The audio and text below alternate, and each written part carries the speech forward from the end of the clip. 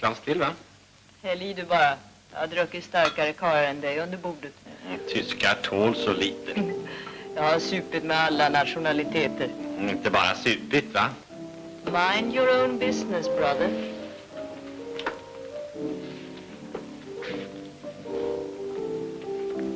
Vi får väl hem till mig sen, va? Nej, det tror jag inte, pysen. Varför inte då? Jag har inte min tid till det priset.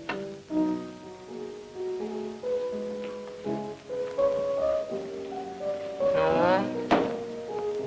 Du då? Hur har du haft det? Jo, tack. Du är dig lik, du, Dagmar. Jag kan inte säga detsamma. Kan du inte spela någonting lite gladare? Ta en samba. Du kan väl samba, Willy, va? Nej, Kalle, du får inte. Det kan ju komma någon. Nej då, inte så här sent. Du hör väl att det är folk vakna i huset? Ja. Snyggt liv. Nästan som på Nalen. Ja, de har det bra då. Någonstans ta vägen. Du tänker bara på en sak. Nej, det gör jag inte alls. Det här är inte naturligt. Kan jag hjälpa att du bor hemma och att din mamma inte gillar mig? Det gör hon visst. Försök att få tag i en lika själv för att se gott det. 4 kedjor har man varit med att sätta igång. De bara spricker. Alla gånger. Det ordnar sig, ska du se. Ja, när folkpension faller ut möjligen. Huvudsaken är väl i alla fall att jag älskar dig. Ja, man kunde ju ha mer glädje av det. Kyss mig, Kalle.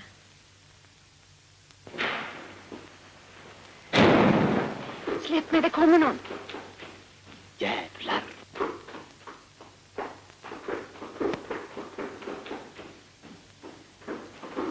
Ja, den hade bråttom. Så konstigt, tycker du inte? Och så var det här förbannade trappljuset.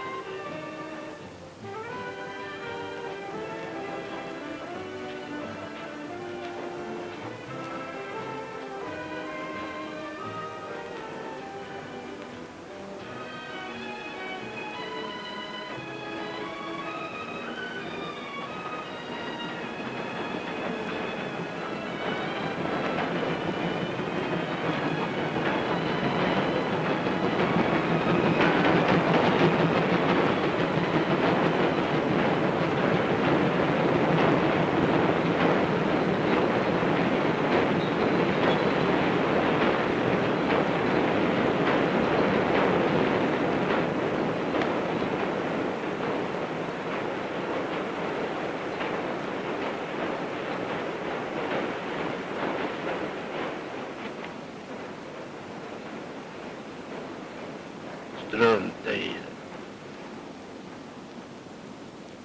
det. I vad då? Det ni stod och funderade på. Han är inte där. Det finns ingen han. Det finns det alltid. När man sett så mycket av livet som jag, så låter man inte lura sig så lätt. Ska det vara en etsning? Nej, tack. Ja, men den är så vacker så jag har skymning över slottet. 10 kronor bara. Mm. Ja, konstnären har själv signerat den. Titta så fin den är. Ja. Varsågod. Behåll etsningen.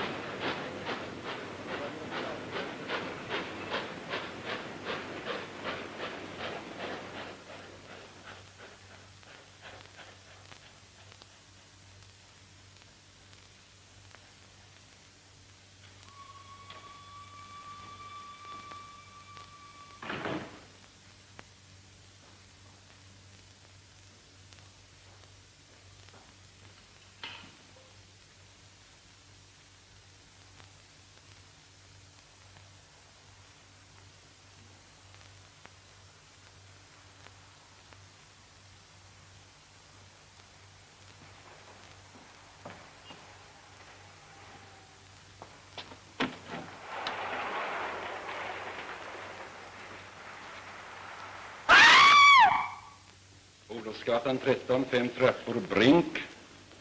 Ja, vi kommer. Se till att ingen går in i ordningen och ingenting får röras.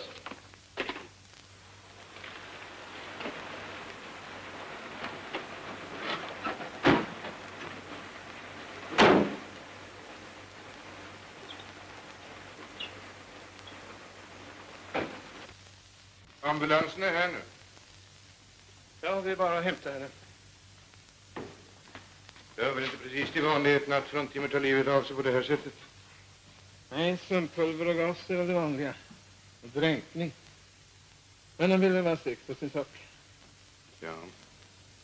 Och så gick det väl fortare på det här viset. Hon ligger där inne. Det är Svensson. Jaha, kommissarien. Det ska bo en författare Wikner här i huset. Hur många trappor är det? Han bor mitt över farstun. Här är dödsattesten. God morgon. Om man tar hand om nycklarna så kan jag få dem nere på stationen. Jaha, kommissarien.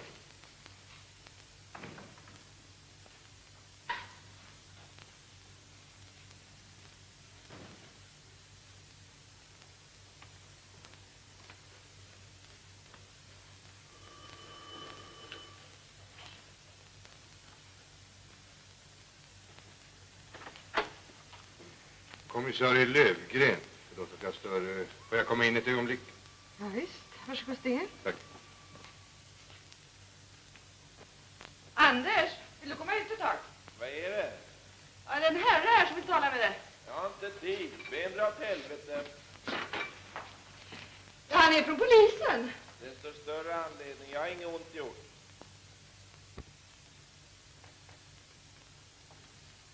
Jag har ett brev här till herr Wikner. Jaså, det går bra att lägga det ut i lådan. Är han inte imponerande, kommissarien? Han tycker du själv i varje fall. Herrskapet tycks inte känna till vad som har hänt här i huset i natt. Vem har skjutit vem och i så fall varför? Ingen har skjutit någon. Men er granne, fru Brink, har tagit livet av sig. Hon har hängt sig.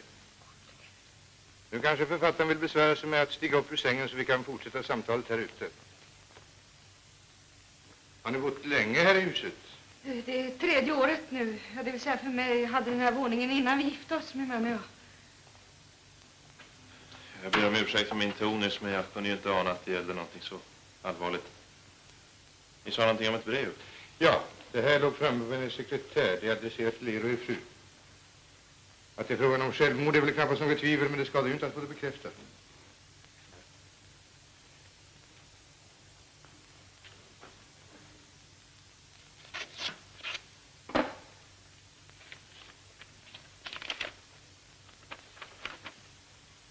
De skriver så här: kära grannar, jag har just bestämt mig för att sätta punkt för min egen meningslösa tillvaro.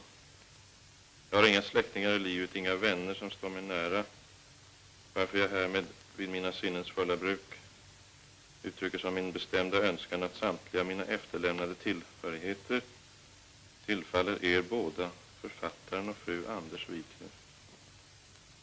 Gör med grejerna vad ni vill. Sälj det ni tycker är fult eller inte behöver. Pengar till begravningen finns på min bankbok, nedersta högra lådan i sekretären. Förlåt allt besvär. Stockholm 22/10/49. Dagmar Brink. Hon skriver att hon inte hade några vänner som stod henne nära. Gjorde inte ni det? Nej, inte alls. Vi kände henne inte. Ganska besynnerligt, det måste jag säga. Nåja, från min sida är ju saken klar. Vad er beträffar så blir det kanske lite krångligare. Ja, det där pappret har ju ingen juridisk giltighet eftersom det inte är bevittnat. Men om hon inte har några släktingar som kan komma med några krav så ska det väl ordna sig. Hennes nycklar tar jag tills vidare ner till station så kan boutredningsmannen vända sig till mig. Lövgren var namnet. Morgon. Nej.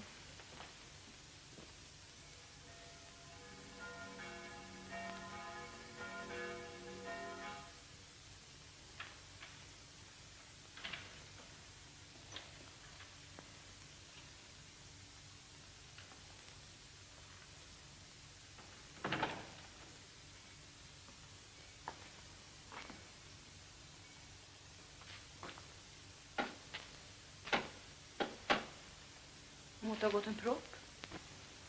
Det finns ingen lampa. Tror du? Antagligen. Ska vi inte vänta till imorgon i alla fall?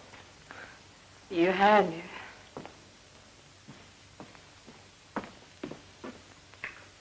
Där. Nu är det strax lite hemtrevligare. Ja, hemtrevligt vet jag inte precis om det är rätta ord. Sekretären där borta är väl trevlig. Den ska du absolut behålla. Så slipper du sitta i sängen och skriva. Slipper? Ingen människa ska få mig att skriva en rad annat än i säng. Ja, det är de böcker man kunde vänta sig. Mest poesi. Boye, Ullberg, Södergran.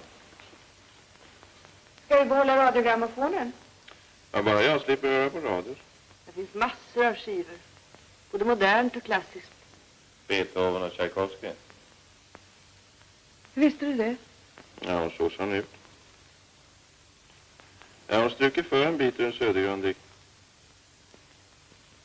En tigerska ska jag vara i hela min levnad. En talerska är som den sladdrande bäcken som förråder sig själv. Ett ensamt träd ska jag vara på slätten.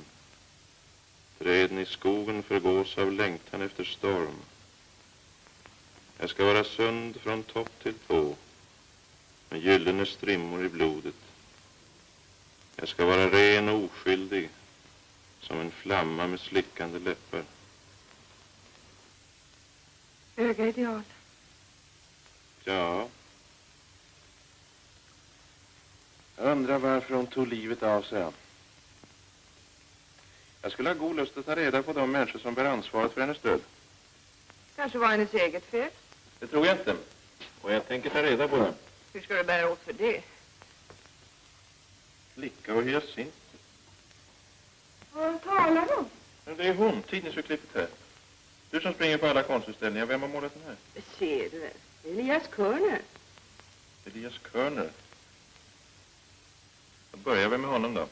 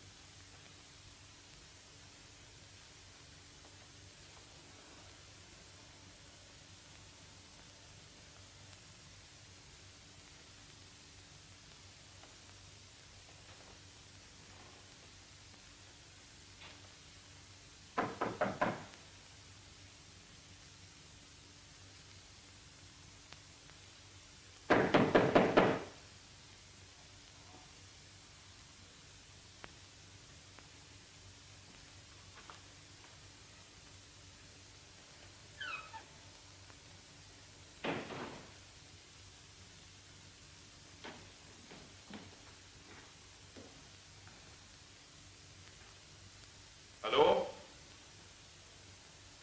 Är det någon här? Hallå?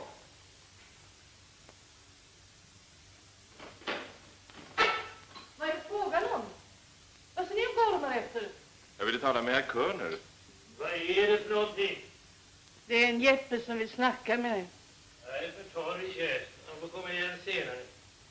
Ni får komma igen senare, säger han. Hur mycket senare då? Jag är inte så torr i käften förstås. Stick. God morgon.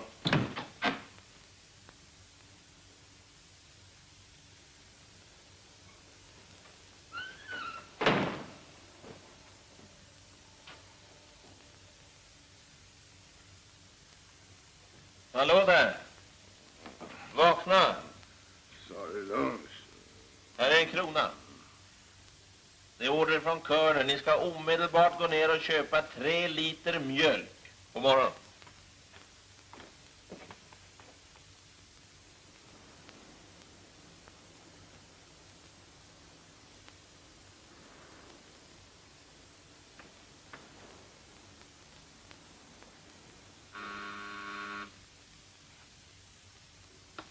Ja, Det är den här Wiesner som söker bankiren. känner ingen med det namnet. Fråga vad det gäller.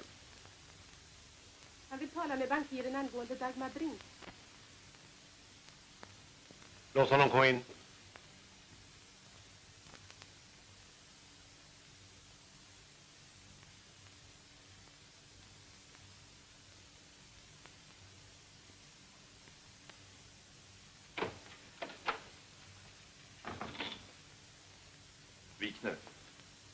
Varsågod, sitt. Tack. Jag vore tacksam om ni ville fatta er kort. Jag väntar ett viktigt besök om ett par minuter. Jo, jag såg bankiren på Dagmar Brinks begravning. Alltså? Vad är det med det då? Vet ni möjligen varför hon tog livet av sig? Jag har ingen aning. Jag kände henne knappast. Att jag var närvarande vid eldbelägelsen berodde uteslutande på att jag var gammal god vän med hennes mor. Jaha, jag såg det. I kyrkböckerna. Men vad rätt springer ni omkring och snokar i andra människors privatliv? Försvinn! Ut därifrån! Som ni vill då. Jag ska inte störa ert dåliga samvete. Ta namn! Sätt er. Dagmar Brink och jag träffades bara en enda gång. Det var på nyåret 1946 i det här rummet. Jag stod vid fönstret här och tittade på en karl som skottade snö på taket mitt emot. Och jag minns att jag tänkte, fan vet om du inte har det roligare än jag. Så det kom en signal på chefstelefon.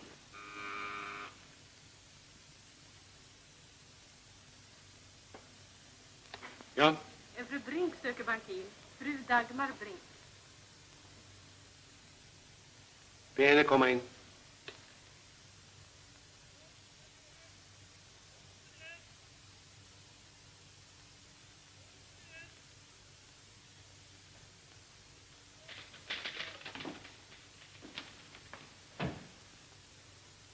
Goddag bankir. God dag. Vill ni inte slå er ner? Vad kan jag stå till tjänst? Som ni kanske vet så dog min mor för nära 10 år sedan. Och sen dess har jag klarat mig själv. Fast det många gånger varit svårt. Jag hade hoppats slippa någonsin besvära er. Men nu behöver jag 5 000 kronor. Jag har ingen annan att vända mig till. Förlåt, jag frågar. Varför just till mig? Ni är ju min far. Jag är ledsen, fru Brink, men det är en sak som varken ni eller jag kan vara säkra på. Tyvärr. Min mor var det. Hon ljög inte för någon av oss. Kära fru Brink, ni tvingar mig att tala om att medan er mor och jag var tillsammans bedrog hon mig. Hon erkände det själv. En enda gång, ja. I början av ett förhållande, under det halvår som ni vistades utomlands. Hon berättade det för er samma dag som ni kom hem. Det var kolossalt, vad ni är väl informerad. Då vet ni väl också att jag förlät henne. Ja då. Men 2 år senare, när hon blev med barn, så tog ni det där förlåtna felsteget som anledning att brevledes göra slut med henne. Ni lämnade min mor när hon som bäst behövde er. Jag gav henne 5 000 kronor och startade en damfrisörsalong. Hör ni inte själv hur löjligt det låter? Förresten fick hon de där pengarna som lån. Hon betalade en vartenda öre. Det krävde jag aldrig. Nej, men ni tog emot dem. Och det är de 5 000 kronorna som jag behöver nu. Uppriktigt sagt, fru Brink, så kan jag inte se någon verklig orsak varför jag skulle skänka er några pengar. Men för er mors skull ska jag skriva ut en check på 1 000 kronor. Jag sa 5 000. Och jag sa 1 000. Jag har det där brevet kvar. Vilket brev? Ett avskedsbrev till min mor. Som skrevs på dagen 1 månad innan ni gifte er. Med en dam av er egen klass. Olyckligtvis så är det daterat. Utpressning är straffbart, fru Brink. En skandal vore obehagligare för er än för mig. Vad har jag för garantier för att den här situationen inte ska upprepas? Att ni får tillbaka brevet.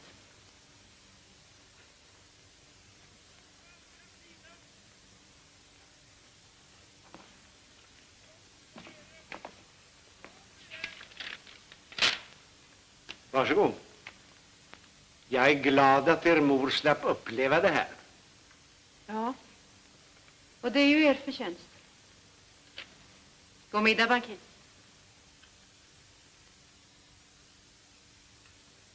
Ja, det var mitt första och enda möte med Dagmar Brink. Uppriktigt sagt, tror ni att hon var er dotter? Jag vet inte. Jag hoppas att hon inte var... Varför gick ni i så fall på begravningen? Ja, Advokat Rymer har kommit. be honom komma in. Jag är ledsen, men jag är upptagen. God morgon. God morgon.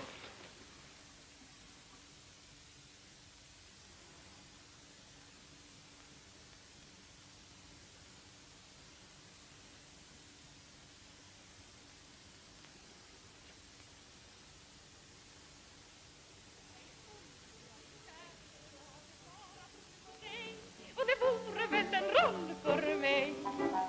Jag vill inte spela Nora i herr Ibsens lilla drag. Nej, jag vill alltid vara Karl. Jag vill aldrig spela Lysistrate som förmenar dig för fridens skull en kram. Nej, jag vill ligga för din fot som en slavinna hos en bej.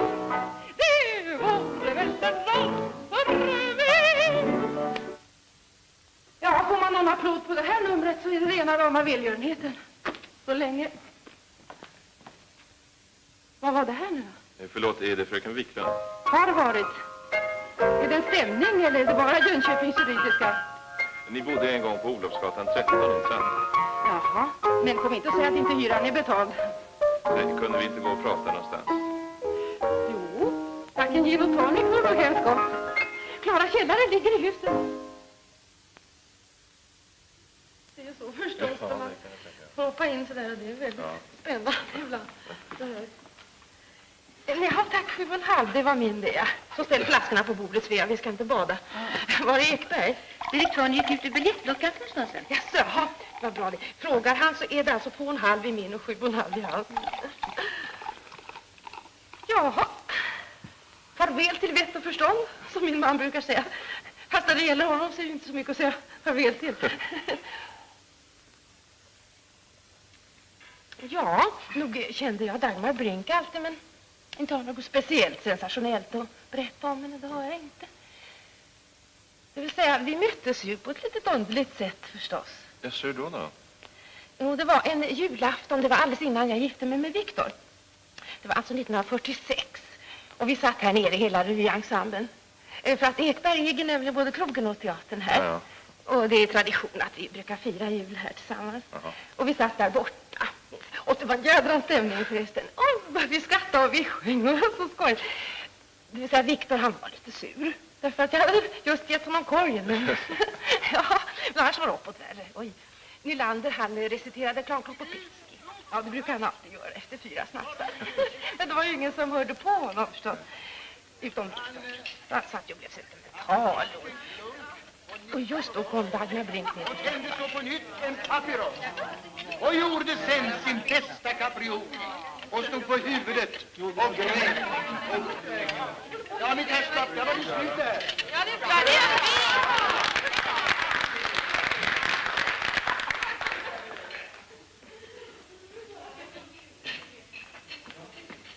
är Är damen ensam? Ja, jag är ensam. Vad får du lov att vara? Jag kan få middagen, tack. Sandwich eller assietter? Sandwich. Varmrätt? Ja, det gör detsamma. Något att dricka? Jag får lite Ramlösa. Ja.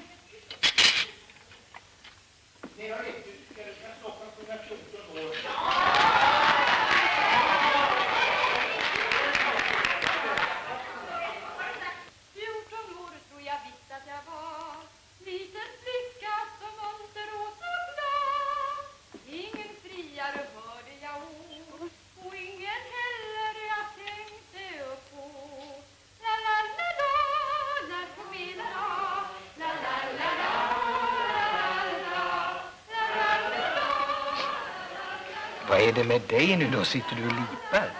Ja, det gör jag faktiskt. Varför det nu då? Jag tittar på henne där borta. Så är det precis som en ensam liten sparv. Utan kärve. Ja, det är nog inte så farligt med det sättet. Du är hård och hjärtlös, hugg. Det är felet med dig. Titta här, nu sitter vi här glada. Skinkor och pastejer och korv. Och sitter sitter och väntar och knaprar på 3 torra sandwich. Ligger en liten ramplösa. Ska du inte kila över och fråga om hon vill komma hit då? Nej, men vad du vet, en snäll människa i alla fall. Och det faktiskt. Vad lipar du för? Jag tänker på klockan på fiske. Du är full. Mitt namn är Gullan Wiklund. Förlåt om jag kommer att tränga mig på, men ni såg så rysligt ensam efter. Jag tänkte, kan ni inte komma och flytta över till oss? Ja, tack, men jag känner ju ingen där. Nej, men vi är bara revyskådespelare och alldeles oförargliga. Och det är julafton. Ja, snälla, ni kommer. Ja, tack då. Viktor ska vi inte bry oss om, för han har druckit lite mycket.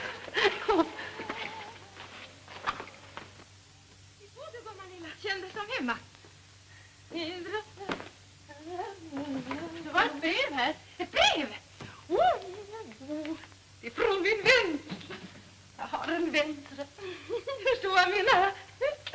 Ja, det ska bli intressant att se hur mycket han har slagit sig lös på den här gången. Han är mycket fin och rar här, den vikten, men så förfärligt frikostig, det är han inte. Den där ska vi ligga på. Den är väldigt skön och bekväm. Nej, dra nu. Va? Du, en check på 1000 kronor. Nej, du förstår att nu har gubben blivit så åderförkalkad så nu ser han inte många nollor han skriver. Hurra! Det är tändligt i julljus här så vi får lite trevligt, va? Vi förlåter ett ögonblick, jag måste faktiskt läsa vad han skriver här. Jävlar, gullan.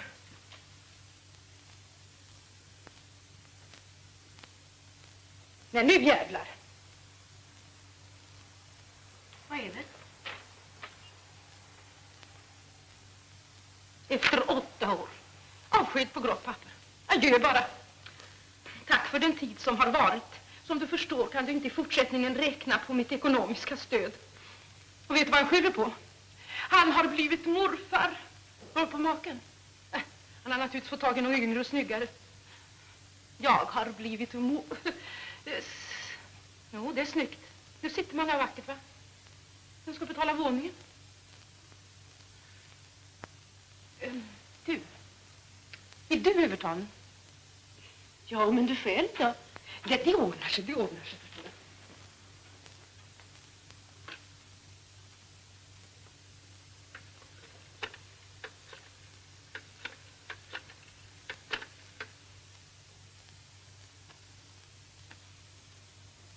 Viktor, det är Gullan. Jag säger ja. Jag säger ja, säger jag.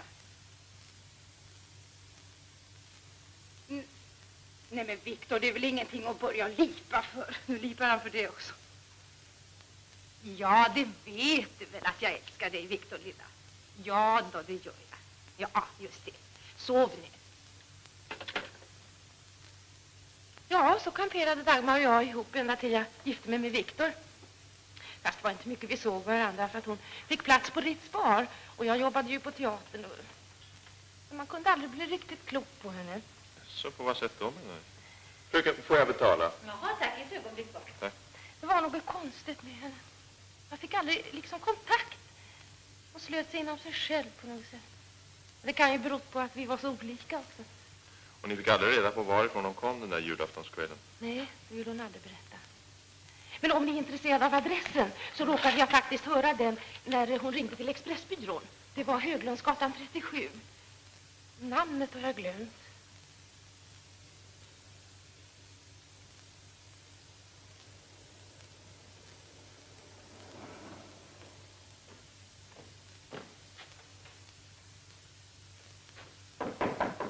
Ja, kom in för fan! Vad fan är det frågan om? Jag ville träffa herr Körner. Hörru du, Elias, den där idioten som lurade mig att köpa mjölk i morse, han är här. Är det han, ja? Ja.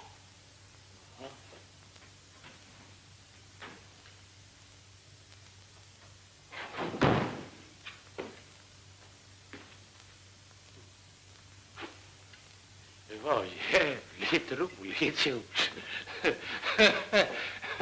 Vad hörde Elias Körner skratta? Jag sug.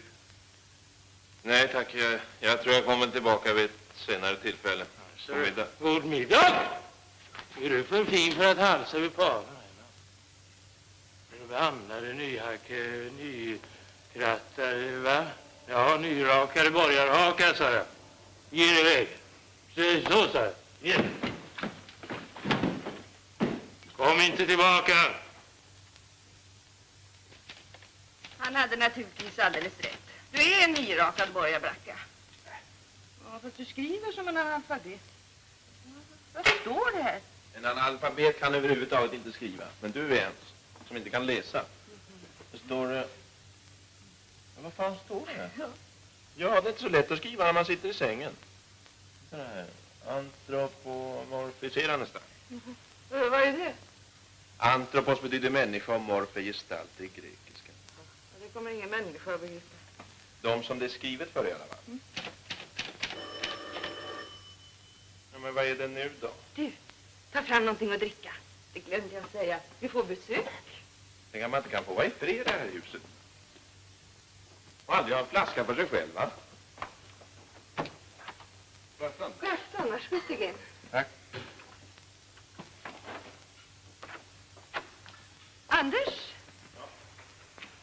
Det här är kapten Brink. Dagmar Brinks för detta man. Wikner. Varsågod, Stig. Tack.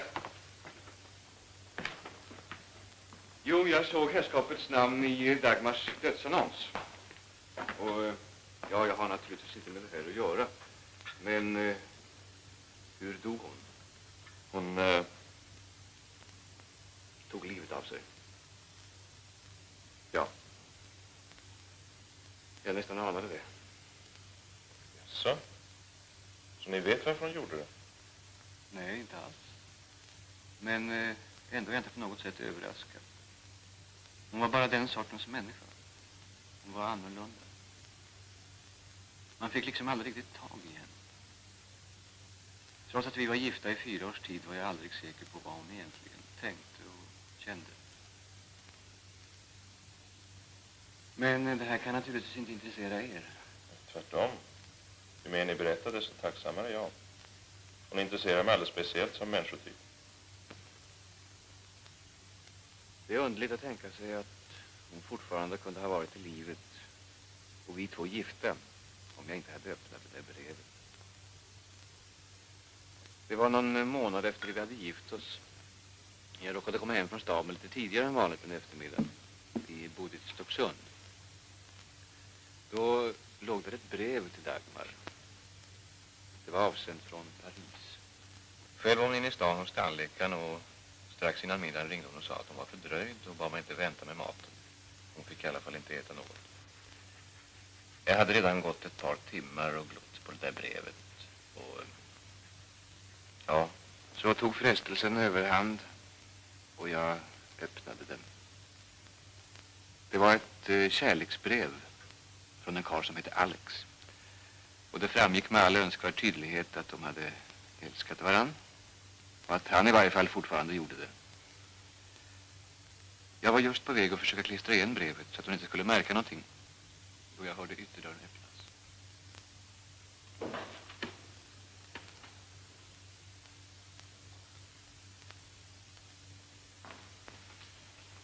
Hej. Du har väl ätit? Ja då. Men vad tack för maten, pussen då? Eller blir det ingen idag bara för att jag inte varit hemma? Mm. Men vad ser på dig? Har det hänt något tråkigt? Har Adelsvärd räklas nu igen? Nej då, det var bara det att det var så trist att sitta ensam utan middag. Så talar en nygift äkta man. Syns det mycket att jag är svullen? Nej då. Var tyst nu, snäll. Enligt ett meddelande till Agencia Stefani tågade tyska förtrupper i daggryningen in i Paris genom Port Saint-Denis. Då tyskarna drog in i Paris var stadens gator folktomma.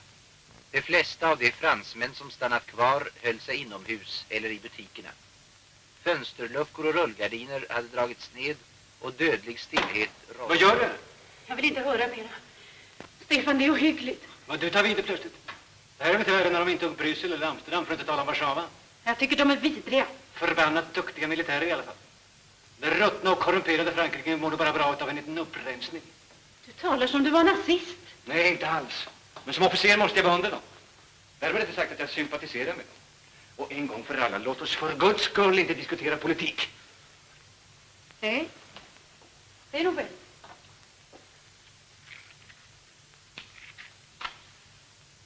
Dagmar. Ja.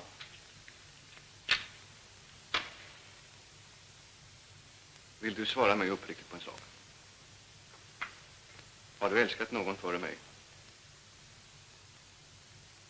Varför frågar du plötsligt det? Ja, jag vet ju egentligen så lite om det. Tillräckligt mycket för att inte behöva göra den frågan, tycker jag. Man kan väl ha älskat någon utan att ha gått så långt som till ett förhållande. Jag vet inte varför du drar upp det här. Men jag ska svara dig absolut ärligt.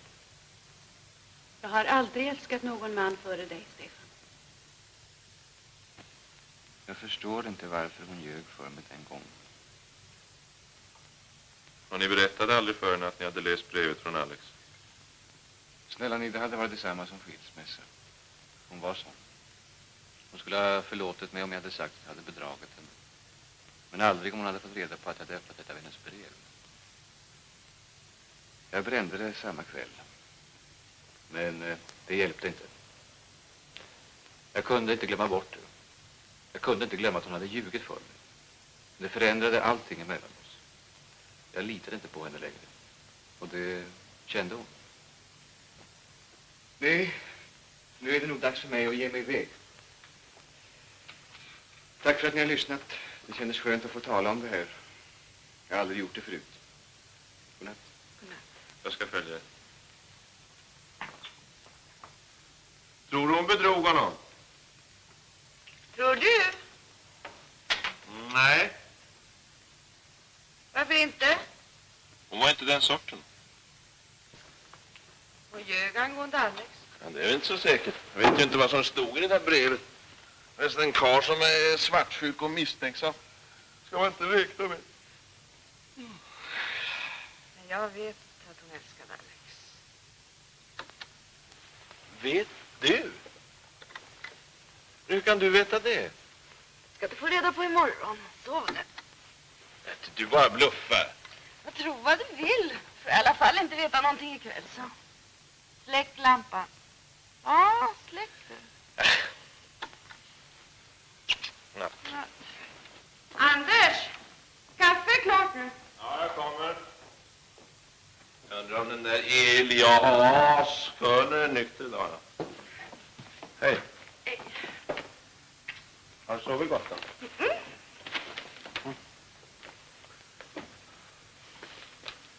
Måste du läsa tidningen medan äter? Ja, annars gör du det.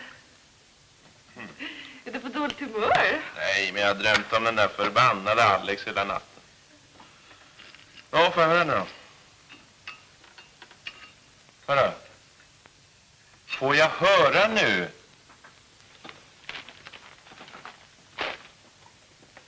Det var alldeles i början av vår bekantskap. I februari 47. Ja, du hade som vanligt varit för lat att följa mig hem.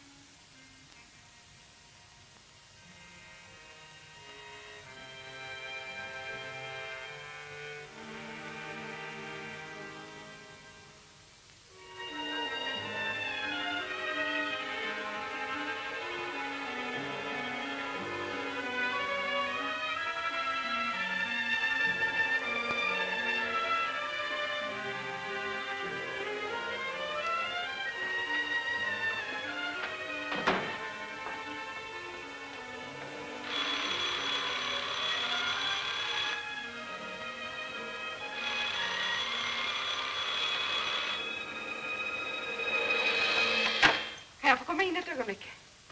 Jag har tyvärr inte tid just nu. Jag får vi gå och lägga mig. Det var ni visst inte.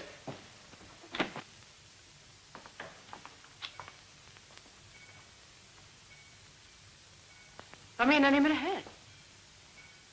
Jag avskyr att lägga mig i andra människors privatliv. Men går det så långt som till självmord så anser jag det vara min skyldighet att försöka förhindra det. Kan vi inte sätta oss? Sitt ni. Jag föredrar att stå. Varför tänkte ni göra det? Kan ni säga mig någon anledning varför jag skulle berätta det för er? Jag vet inte ens vad ni heter. Britt Söderberg. Jag är reklamchef på Langes bokförlag. Jag bor i våningen här intill. Dagmar Brink. Snälla fröken Brink, sätt er. Fru Brink. Jag var gift en gång. Drick ur det här. Det lugnar.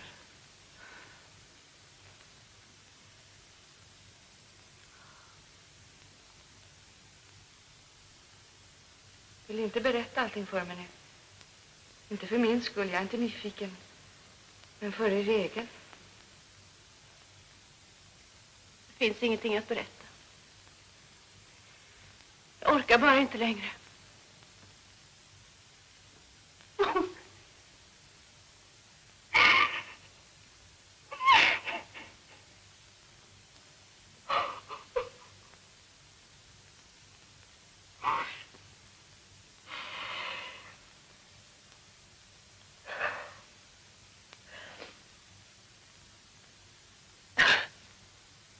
Förlåt mig. Det är över nu.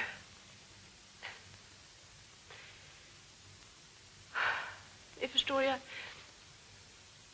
Jag tillhör den där hopplösa sorten som ställer alldeles för stora krav på livet och människorna. Jag vill att de ska vara så goda och riktiga och fina. Och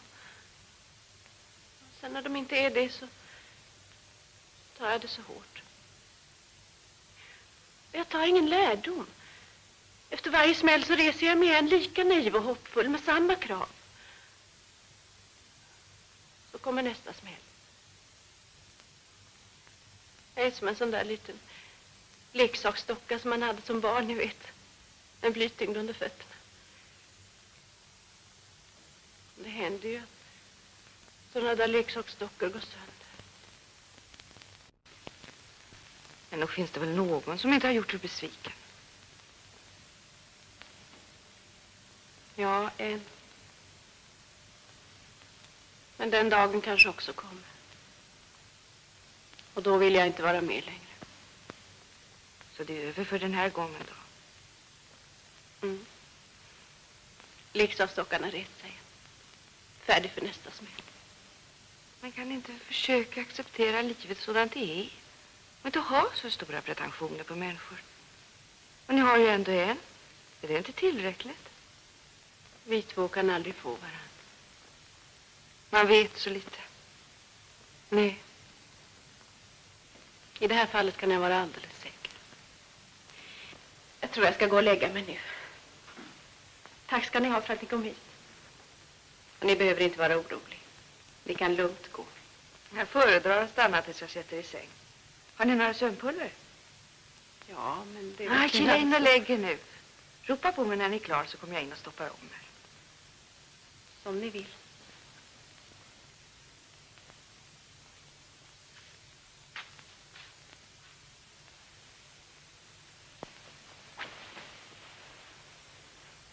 Jag är klar nu.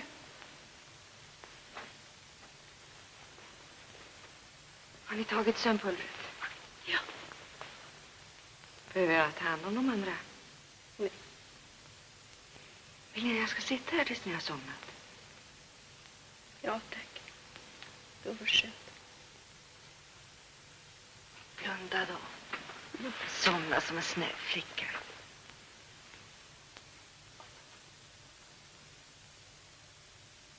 Får jag hålla er i handen?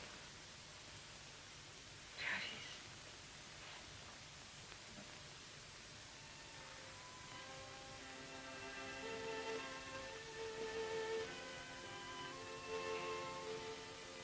Det var länge sedan jag somnade in på det här sättet.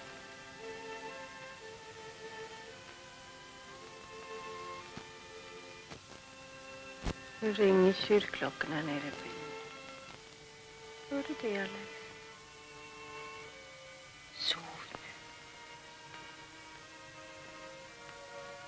Det är underbart att finnas still.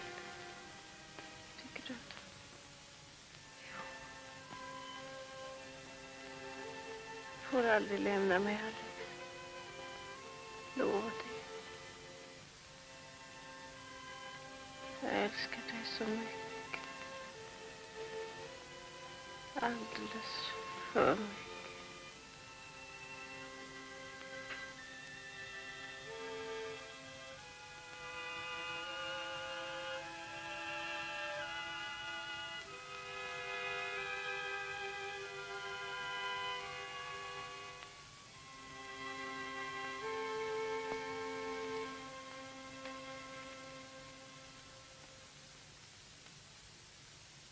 Varför har du aldrig berättat det här för mig? Jag tyckte inte det var någonting som du hade med att göra. Så. Och ljög hon alltså för sin man då? Jag förstår inte. Det stämmer inte. Stämmer inte med hennes karaktär. Nej, det tycker inte jag heller. Ja, den där Alex var tydligen hennes livs stora kärlek. Jag undrar om hon kunde vara så säker på att de aldrig kunde få varandra. Kanske var gift eller död. Ja, men hon sa ju att hon var rädd för den dagen skulle komma. För han också skulle göra henne besviken. Nej. Död var han i varje fall inte. Hej så länge, vi ses till middag. Hej. Ja, så här såg hon ut när jag lärde känna henne. Det säger jag såg henne så... Jag kallar den där grejen för flicka och hyacint. Nej, det var dumt. Jag borde ha kallat den för fröken ensam. När jag såg henne första gången nere på Ritz bar. Det var på våren 45. Hon spelade. Och jag har aldrig sett en människa se så jävla ensam ut som hon gjorde. Jo, ute på Beckomberga. Bland sinnessjukpatienterna. Men det är ju en annan sak. Det var just i början av en period. Jag hade suttit och stirrat på henne hela kvällen.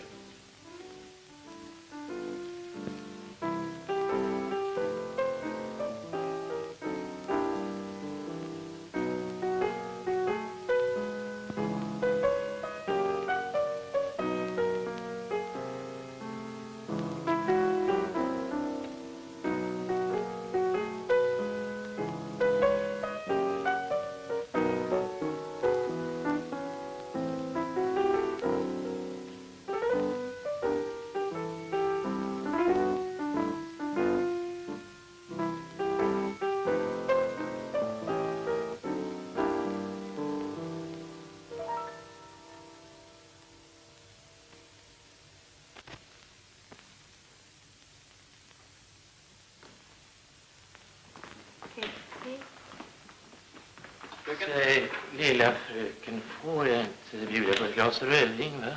Tack, jag ska be. Nej, gör inte det om jag ber er riktigt vackert. Lilla fröken ensam.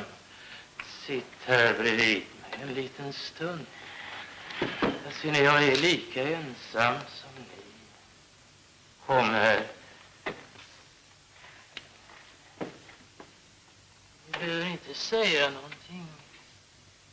Jag begär bara få se på er. Ni tycker naturligtvis att jag är en obehaglig figur. Jo, visst. Hur skulle en liten skir och skär sagoprinsessa som ni är, en sagoprinsessa som spelar swing. Hej. En lite lustig tanke.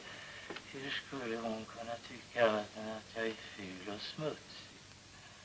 Titta på mina naglar. Det ser ut som fulla små sniglar som krypit in och försökt att gömma sig men ömkligen misslyckats. Stackars mina svarta små sniglar. Vämjas bli sig själv, att hata sig. Ja,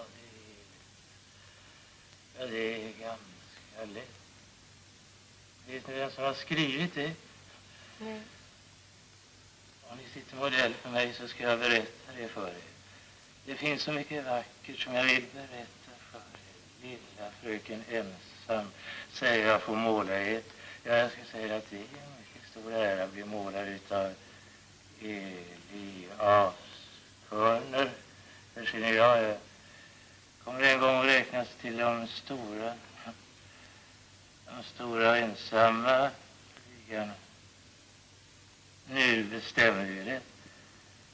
Ni kommer till min ateljé, Höglundsgatan 37, måndagen den 24. Ska vi säga det? Klockan 11. Då är den här lilla perioden över, förstår ni. Ni kommer att bli förvånade för jag är helt annorlunda då. Säg att ni kommer. På ett villkor. Ja, vadå, lilla fröken ensam? Att ni petar bort sniglarna. Godnatt. Ja.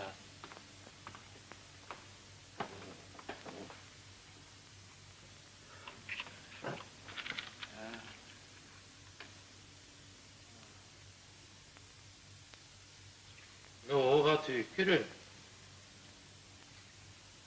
Så måleriet är utmärkt. Det lilla jag kan förstå. Tycker du inte att det är likt? Jo. Och ändå inte. Jag är inte alls så där djup och gåtfull som du har gjort mig. Det är mycket mer av dig själv än av mig. Nej då, du är precis den där ensamma flickan. Hon som väntar på någonting. Som hon vet aldrig ska bli verklighet. Nej, du vet kanske inte om det själv. Eller också vill du inte erkänna det.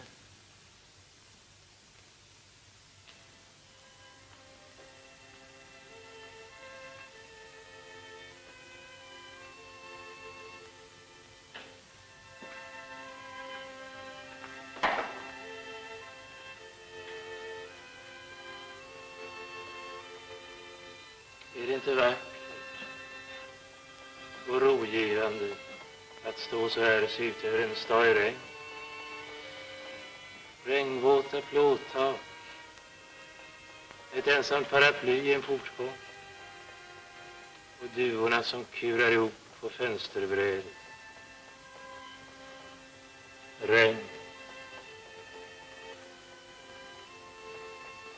Det kommer alltid att tänka på min mor. Ja, jag var väl inte den som hon hade hoppats på. Var du mycket ensam som barn? Ja. Det var jag också.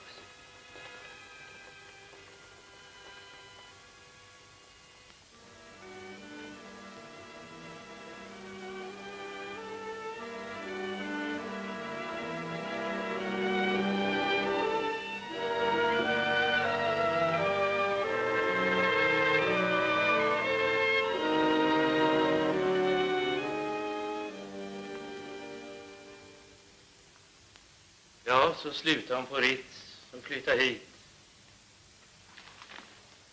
Vi brydde oss inte om att gifta oss. Det var en form av samlevnad som ingen av oss trodde på. Och innerst inne så visste vi väl bägge två att det var någonting som inte skulle vara. Fast vi aldrig kände för varandra. Ja, stackars liv. Hon visste inte vad hon gav sig in i. Hon visste inte hur jag verkligen kunde bli när jag var som värst. Vi var lyckliga ibland. Det kunde gå månader utan att jag smakade en droppe. Men så kom det. Jag kunde vara borta idag och hon fick fara runt och leta efter mig för att hitta mig på något stinkande ungkarlschapp. Eller med spritlangare i någon källare i Gamla stan. Eller hos polisen. Det kan ju inte ha varit så vidare lustigt att ta hand om mig vid sådana tillfällen. Skulle ni vilja klä av och tvätta ett medvetslöst och illaluktande kadaver? Va? Hon gjorde det. Efter 3 perioder under loppet av ett knappt år så var hon nästan lika slut som jag.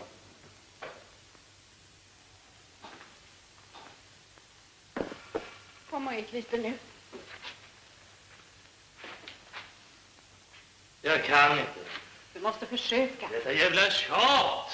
Jag måste tjata, det är inte för min skull jag gör det. Men varför ger du inte iväg? Har du inte lärt inse att mitt fall är hopplöst? Det tjänar ingenting till att streta emot. Det slutar ju bara med att jag drar ner dig också. Varför ger du dig inte iväg innan det blir för sent? Jag älskar dig. Ja, men det är ju bara något som du inbillar dig. Hur fan kan någon älska en sån som mig? Möjligen känna medlidande. Jag vill inte ha något medlidande. Jag är trött på din jävla samaritverksamhet. Och ditt förbannade medlidande kväver mig.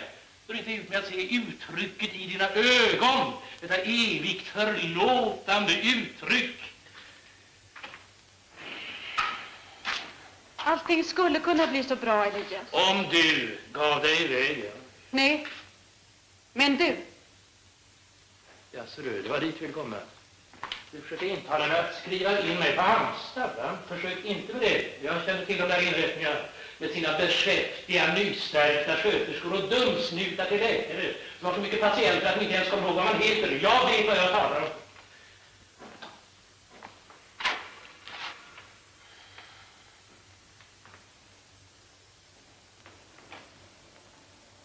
Det finns en berömd professor i Schweiz som öppnat privatklinik och som arbetar efter alldeles nya metoder.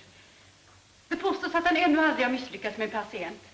Men det krävs ett halvt år. Ja, och till honom vill du alltid att jag ska resa. Vem ska betala den resan om jag törs fråga? Det skulle inte kosta mer än 8 000 kronor. Jag har tagit reda på det. Inte mera än 8 000. Var skulle jag få dem ifrån? Du kunde väl få lite förskott nere på salongen? Jag har fast kontrakt med 500 kronor i månaden. Ja, det är ju knappast troligt. Men kan du skaffa de resterande 5 000 så ska jag gärna fara.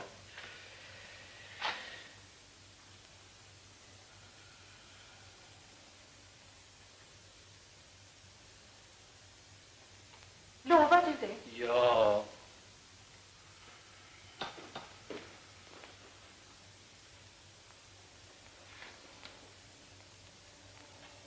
Vart ska du ta vägen? Bryr dig inte om det, du.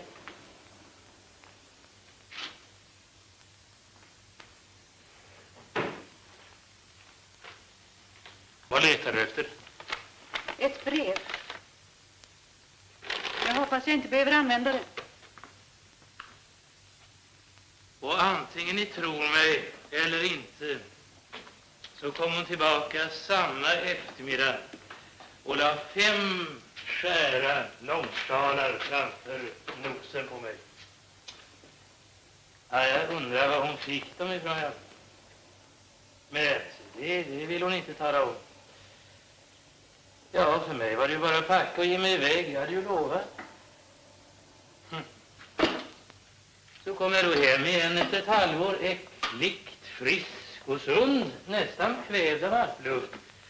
Frisk och tjock och rödkindad och full av arbetslust.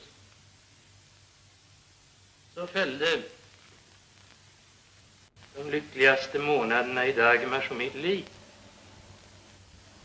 Det gick nästan aldrig ut. Vi satt hemma på kvällen, lyssnade på radio, läste en bok. Någon gång slog vi oss lösa och gick på en bio.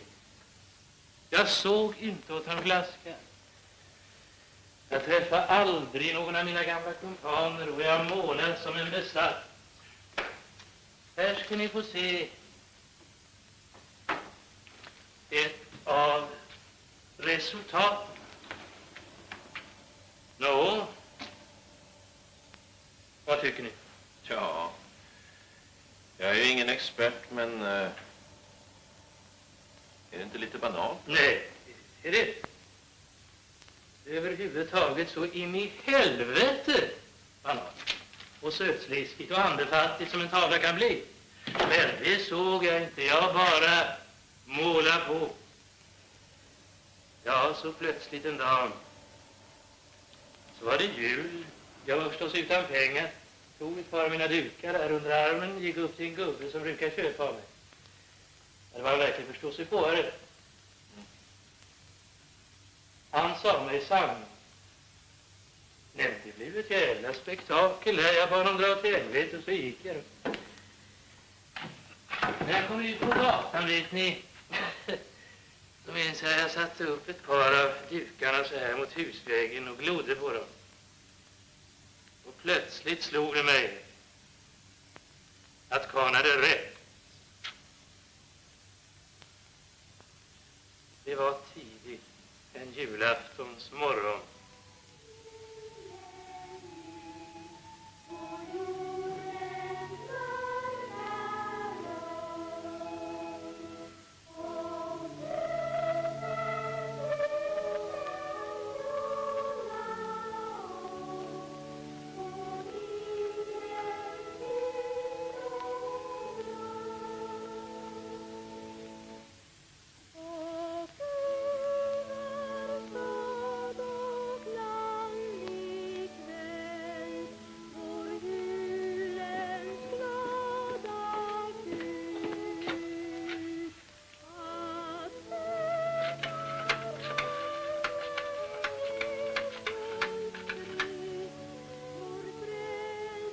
Är det Kjell?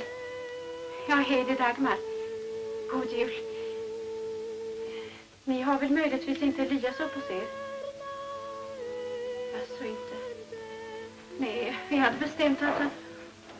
nej, nu kommer han visst. Ja, hej, jag hälsar Maja. Ja, god jul.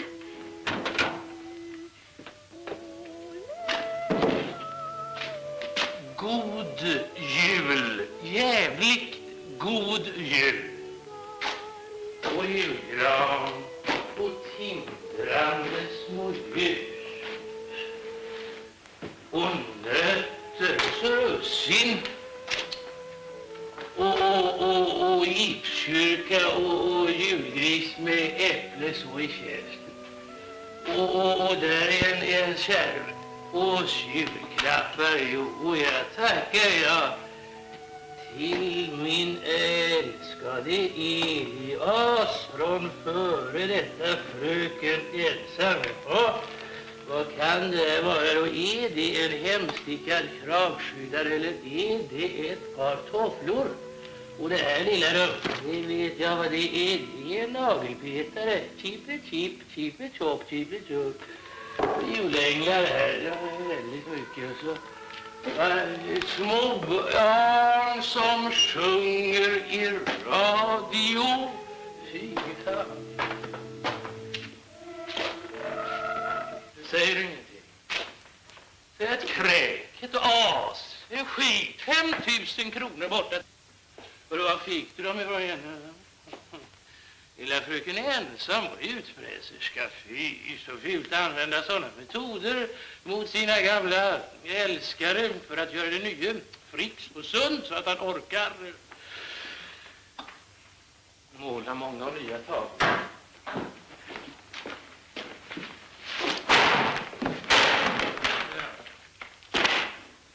Titta vad de var där. Då bör man kunna andas sig. Vi får inte bara ut. Vi skulle bli så lyckliga som det heter. Jag har tagit livet av mig som målare, men jag är inte riktigt död än. Så jag blir inte född till det här livet för att göra dig lycklig eller för att göra mig själv lycklig, utan för att måla. Och det tänkte jag börja med nu.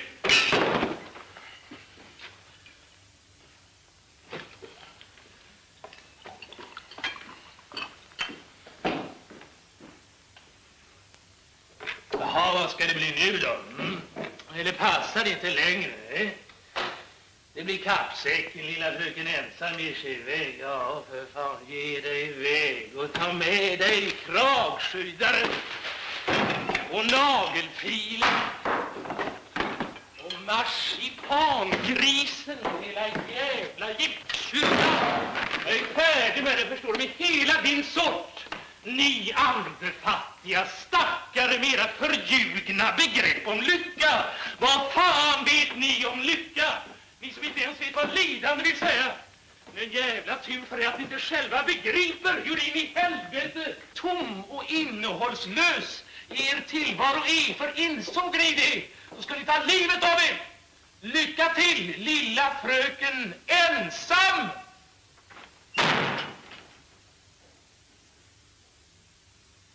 Sen söp jag i 2 dygn i sträck, ända tills jag tog av. Jag vaknade upp så hade de varit här och hämtat sina grejer. Och på bordet låg nycklarna och en liten ring som hon hade fått av mig en gång. Den enda present som jag någonsin gav henne. Vi sågs aldrig mer.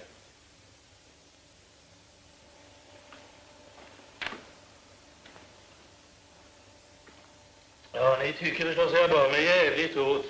Och visst var det onödigt att vi skildes åt på det sättet, men det är också det enda jag ångrar. När jag trivs med mina sniglar, vi hör så att säga ihop. Nu blir det någon mening med vad jag gör. Det är väl ingen idé att fråga om porträttet är till salu? Nej, det är det inte. Det anses att det är det bästa jag har gjort, men inte därför jag vill vara det. Men vänta ett tag. Jag gjorde en hel del skisser för det. Jag har dem här någonstans. Det här är faktiskt den bästa av dem. Ta den. Men det är allt för vänligt. Nej, jag vill inte ha något betalt. Det skulle liksom inte kännas riktigt trevligt. Vem är det där? Willy Borge, mycket populärt. Dagmar har ett helt album fullt med honom. Jag har inte trott honom. Jag känner den där typen. Vi var skolkamrater i Norra Latin. Han var ett äckel redan på den tiden. Det låter på dig som om han hade bredat dig på skoldansen. Nej, vet du vad? Det har han verkligen aldrig gjort sig. Det dummaste jag hört. För det, när var det han var så populär, så? Ja, någon gång i början på kriget. Hon hade ett helt album av honom. Ja, vad är det med det? Det är säkert massor av flickor som har det. Vad tänker du göra? Borge Willy, reklamassistent. Ja, det måste ju vara han i alla fall. Du tänker väl inte ringa upp honom? Man kan väl alltid försöka. Förlorar man ingenting på. 20. Ja, förlåt. Ni är inte möjligen den Willy Borge som i plugget kallades för ärtan, inte? Jo, ensam. Det är ärtan själv som snackar. Jo, hör du, jag skulle bara fråga dig. Du har naturligtvis aldrig känt en flicka som heter Dagmar Brink. Vad säger du? Ja, det är lite svårt att förklara så här i telefon. Men hör du, kan jag inte få komma hem till dig, Slava? Ja, det är fint. Jag kommer om en stund. Ja, första gången jag träffade henne, det var på en sån där ohygglig välgörenhetssoaré i Blå hallen. Det måste ha varit omkring 1943. Jag var där och sjöng, man var ju sångare, populär på den där tiden, gubevars. Hon gick omkring och sålde någon sorts märke, vad det nu var. Förlåt mig, dumligt. Borge speaking. Det är himself. Den här är bra. Jag sa du ikväll? Lite svårt att säga nu det. Jag måste hålla öppet så det kan strömma in bättre andligt. Vad säger du? Nej, men jag kan väl ringa, va? Nej, jag menar bara att vi... Ja, jag kan hålla på längre.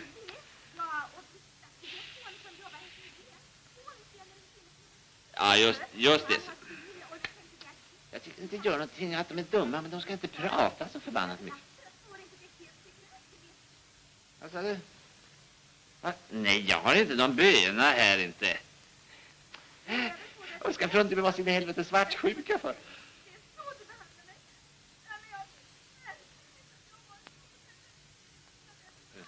Ja, nu gråter hon också.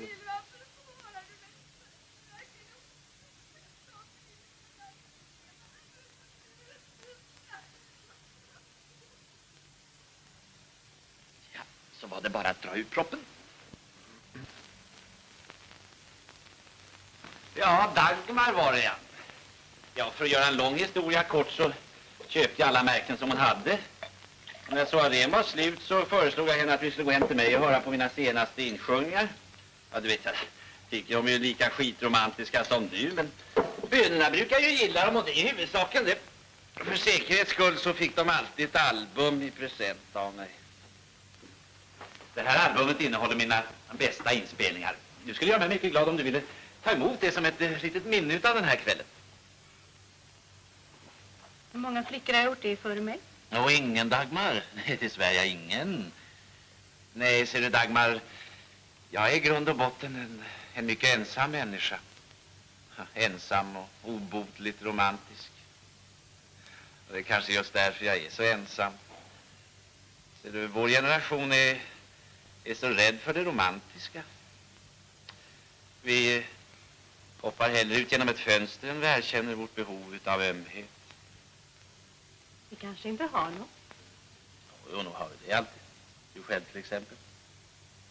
Ja, jag har nog ett sånt behov. Men jag känner det inte för vem som helst. Du menar mig? Bland många andra. Hur länge har du varit gift? 3 år. Varför är du inte lycklig? Jag tror att jag ska gå nu. Nej, gör inte det. Jag lovar att inte fråga så där dumt mer. Säkert. Promise. Är här mycket lyhört? Nej, tvärtom. Tänker du skrika? Nej.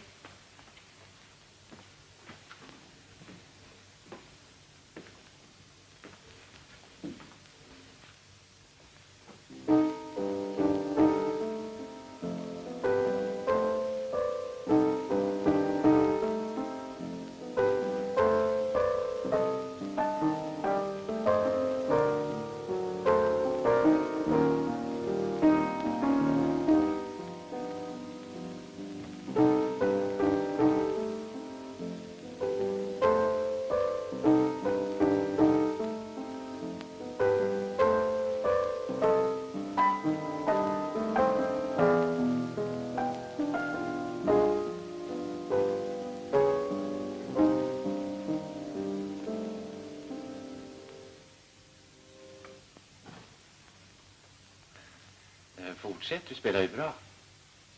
Det finns tyvärr ingen fortsättning. Jag kommer aldrig längre. Vad berodde det på?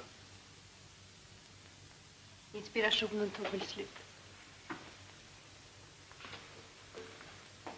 Vad hette han? Du tar alldeles fel. Det var inte alls någon han. Ja, det är det som är felet med dig. Du har aldrig riktigt älskat någon. Inte. Nej, inte lyckligt i alla fall. Det ser jag i dina ögon.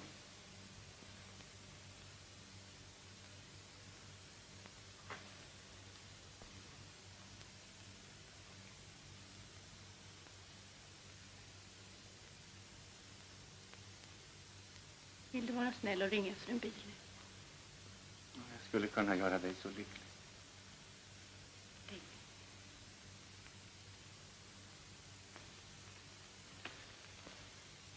Och tro mig eller inte, utan att mucka så ringde jag efter en bil. Och inte nog med det, jag körde henne hem också. Till Stocksund. Jag som aldrig brukar köra böna hem. Det var inte någon av dina mer lyckade kvällar med andra ord. Ja, tvärtom då. Ja, det låter inte klokt när det kommer från mig, men jag är faktiskt glad att det inte hände någonting. Det blev liksom på något sätt ett fint minne. Sådana minnen är man inte precis bortskämd med. Du, var det enda gången du träffade henne? Nej, för fan. Nej då. Fast det dröjde över ett år innan vi sågs igen. Jag hade varit ute på en sån där beredskapsturné.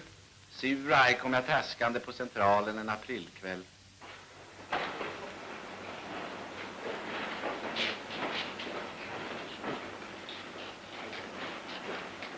Men Dagmar, varför står du här?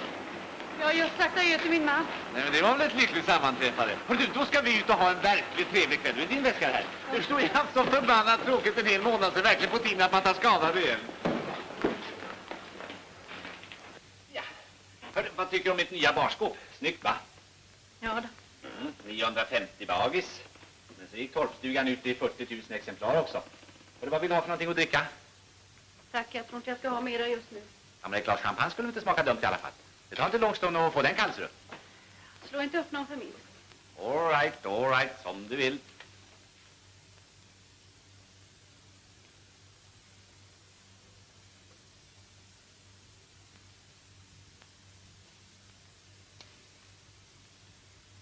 Du, hur länge blir din man borta? För alltid. Vi ska skiljas. Det bestämdes ikväll. Ja, så säger du det? Ja, så kan det gå, ja. Du, det känns väl lite konstigt förstås. Ja. Ja, skönt att man inte är anledningen. Men det är du. Vad säger du? När jag kom hem den där kvällen ifrån soarén så satt min man och väntade på mig. Aj. Jaha, ja. Ja, så kan det gå, ja. Ja, hörru du, det var inte så svårt att räkna ut vad han trodde inte. Han borde ha känt mig bättre. Han litade aldrig riktigt på mig. Jag undrar vad det berodde. Ja, hörru du, då var det ju ganska onödigt att det var så ärbar förra gången då. Inte för mig själv. Nej, naturligtvis inte. Nej, jag menar för hans del. Vår Mancini skulle man kunna säga att vi har en gång till godo. Det var just vad jag tänkte på när du dök upp nere på Central. Jaså, säger du det? Hörru, ska jag inte ta och kyla på den där champagnen i alla fall? Nej. Men om du vill vara snäll och ringa efter en bil. Vad säger du? Jag förstår att jag gör dig besviken. Det var dumt om jag följer med hit. Men Dagmar, du får inte gå ifrån mig igen. Dagmar, jag har längtat så vansinnigt efter dig. Varje dag, varje minut så har det varit i mina tankar. Dagmar, förstår du inte att jag älskar dig? Du vet lika väl som jag att det inte är sant. Det finns bara en människa som du alltid har älskat. Dig själv. Varför njuter du av att såra mig? Det klär dig inte vara melodramatisk villig. Ring efter en bil.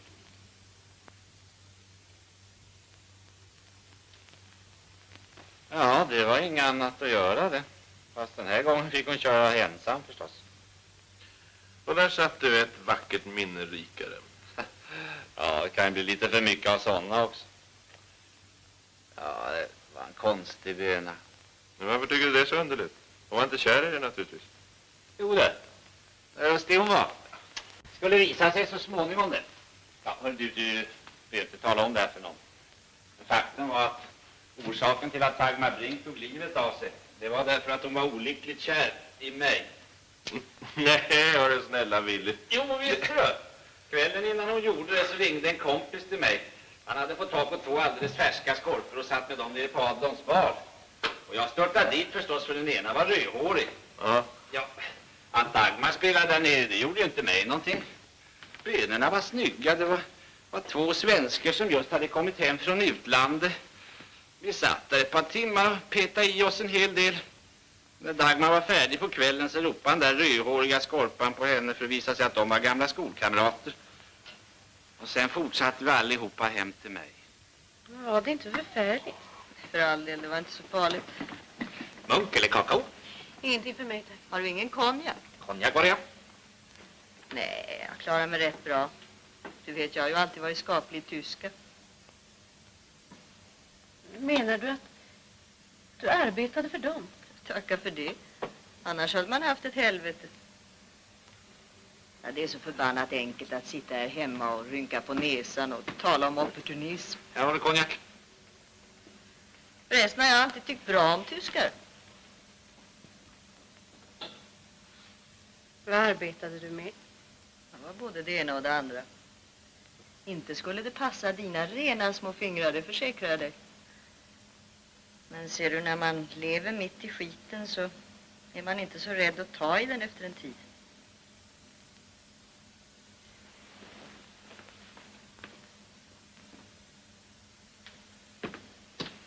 Ett glas till, va?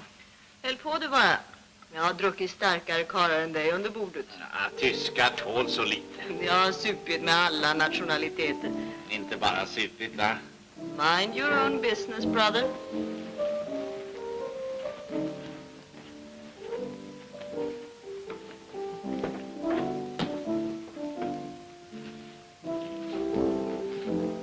Vi far väl hem till mig sen, va? Nej, det tror jag inte, Pyschen. Varför inte då? Jag har inte min tid till det priset.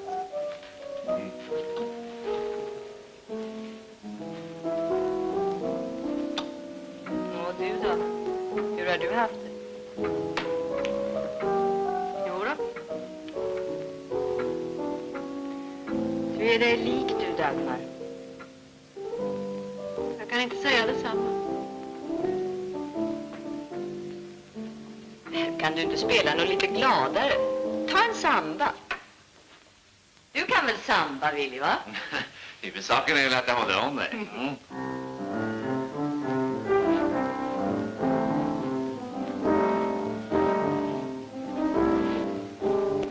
Jag är galen i rätt hår.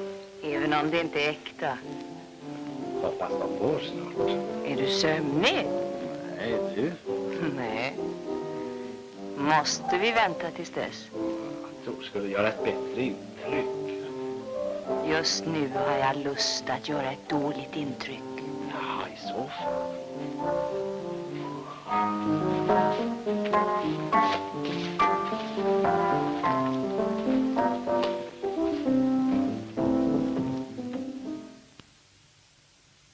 Vi hade knappt hunnit stänga dörren efter oss förrän Dagmar slutade spela. När det kom tillbaka så var hon försvunnen. Dagen därpå hittades hon död i sin våning. Ja, det låter obegripligt. Ja, så var det i alla fall. Hon måtte ha älskat mig från första gången vi träffades. Fast hon kanske inte förstod det själv. Men hon fick se mig i armarna på en annan så gick det upp för henne. Då var det för sent. Nej, man kanske skulle sätta i proppen igen. Det kan ju komma en beställning. Ja, det var alltså lösningen på gåtan Dagmar Brink. Stackars Anders. Är du så besviken? Ja, vet du vad, det är jag verkligen. Jag önskar jag aldrig hade börjat rota i den här historien. Ja, man blir aldrig riktigt klok på människor. Men ofta desillusionerad. Att tänka sig att hon, som jag trodde var den där kvinnan som det bara finns en på 1000 av, i själva verket inte var något annat än en ren dussintyp. Jag tror ändå inte att hon var det. Och det ska du inte säga om du hade träffat Willy Borge. Tar man livet av sig för hans skull så är man en dussintyp. Och knappt det. Gåtan som inte var någon gåta är löst. Finns ingenting väsentligt som vi inte vet. Förresten finns det ingen mer att fråga om. Nu går jag ut och kokar te. Det finns en. Vem då? Den där rödhåriga flickan som hade varit hennes skolkamrat. Ja, vad hon än kan ha berättat så kan det inte förändra någonting. Förresten hörde jag aldrig vad hon hette. Skulle ändå vilja få tag i henne. Ja, du kan ju ringa till Borge. Proppen sitter i nu.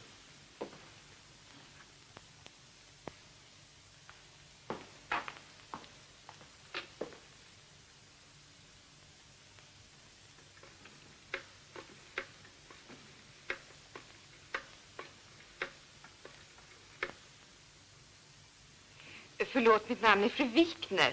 Min man glömde att fråga en sak.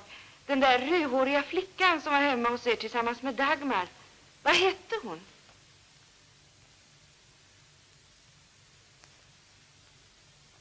Vad kallades hon för, sa ni? Alex? Ja, hon hette väl egentligen Alexandra, antar jag. Men efternamnet har jag som sagt glömt bort. Det gör ingenting. Förlåt besväret.